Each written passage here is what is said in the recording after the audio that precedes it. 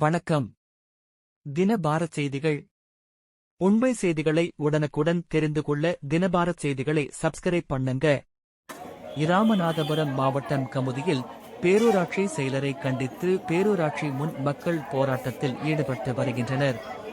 14 மற்றும் 15 ஆகிய 2 வார்டுகளுக்கான சாலை வசதி மற்றும் பிற அடிப்படை தேவைகளுக்காக ஒதுக்கப்பட்ட 36 லட்சம் ரூபாய் நிதி பிற வார்டுக்கு மாற்றப்பட்டதாக குற்றம் சாட்டி மக்கள் தொடர்ந்து ஆர்ப்பாட்டம் நடத்தி வருகின்றனர்.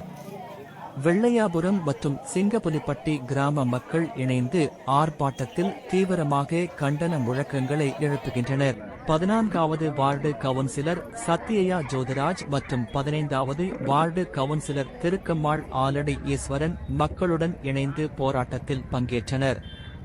பாஜக கமுதி தெற்கு ஒன்றிய தலைவர் வழக்கறிஞர் வேலவன் தலைமையில் பாஜக நிர்வாகிகள் போராடும் மக்களுக்கு ஆதரவு வருகின்றனர்.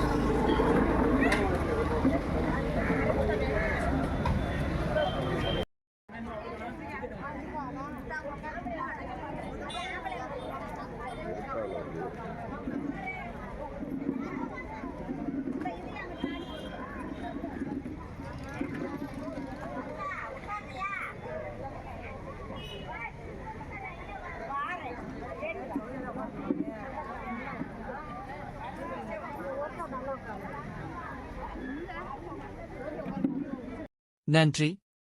தின பாரத் செய்திகள். உண்மை செய்திகளை உடனுக்குடன் தெரிந்து கொள்ள தின பாரத் செய்தி சேனலை சப்ஸ்கிரைப் பண்ணுங்கள்.